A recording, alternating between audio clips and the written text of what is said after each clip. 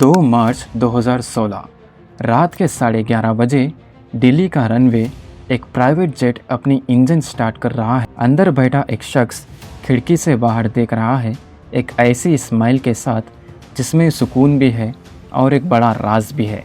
ये है Vijay Mallya, king of good times.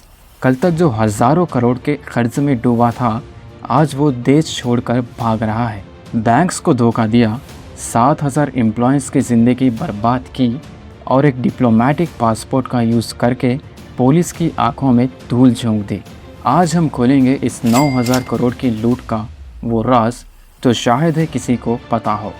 The rise of an empire. Vijay Mallya की कहानी शुरू होती है उनके पिता विठल माल्या से। 28 साल की उम्र में जब पिता का देहांत हुआ तो माल्या ने यूनाइटेड ब्रेवरीज की कमान संभाली। उनका विजन था किंगफिशर को इंडिया का टॉप ब्रांड बनाना। हर पार्टी, हर महफिल में सिर्फ एक ही नाम था, किंगफिशर। लेकिन माल्या का एम्बिशन बॉटल तक सीमित नहीं था, उन्हें बनना था इंडिया का सबसे बड़ा बिजनेसमैन। और तभी 2005 में उन्होंने लॉन्च की किंगफिशर एयरलाइंस।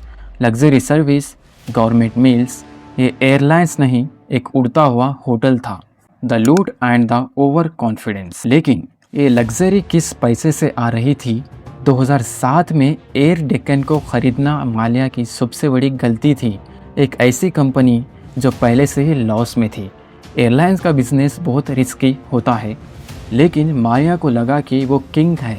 उन्होंने SBI, PNB, IDBI जैसे बड़े बैंक्स से हज़ारों करोड़ का कर्ज लिया।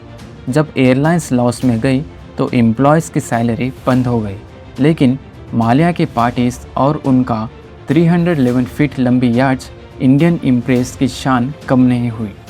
ये सिर्फ बिजनेस फेल नहीं हुआ था, ये पैसा लूटने का एक खेल बन गया था। Great escape. 2016 तक बैंक्स ने माल्या को विलफुल डिफ़ॉल्टर डिक्लेयर कर दिया। CBI और ED का शिकंजा कसने लगा था, लेकिन माल्या उससे भी तेज़ निकला। 2 मार्च 2016 की उस रात माल्या ने लंदन के लिए टिकट बुक की। इमिग्रेशन ऑफिसर्स के पास उन्हें रोकने का कोई स्ट्रिक्ट ऑर्डर नहीं था, क्योंकि उस वक्त तक CBI ने डिटेन नहीं, सिर्फ इन्फॉर्म करने का नोटिस दिया था। माल्या ने अपनी 7 बड़ी सूटकेस चेक इन की, देश से बाहर निकल गए। जब बैंक सुप्रीम कोर्ट पहुंचे तब तक अटॉर्नी जनरल का बोलना पड़ा, the bud has flown. Conclusion. आज 2026 में माल्या अभी भी लंदन में है।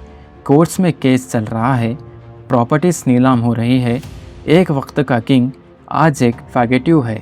इस कहानी से हमें सीख मिलती है, कर्ज का बोझ आपकी लग्जरी से बहुत बड़ा होता है। माल्या का केस सिर्फ बैंकिंग सिस्टम की नाकामी नहीं, बल्कि एक याद दिलाती है कि कानून, लॉ के हाथ लंबे होते हैं, चाहे वो कितनी भी दूर क्यों ना हो। आपको क्या लगता है, क्या माल्या कभी इंडिया वापस आ पाएंगे?